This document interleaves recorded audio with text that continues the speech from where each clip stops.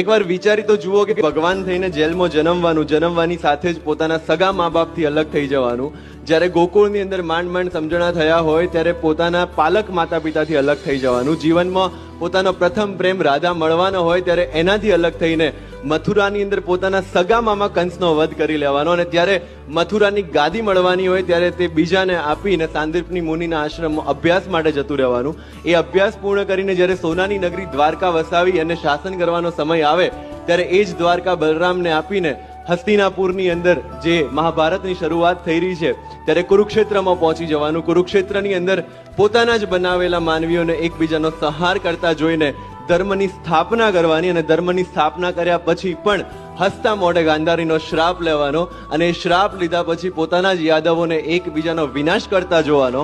અને છેલ્લે પોતે ભગવાન હોવા છતાં પણ એક પારધીના તીરથી સામાન્ય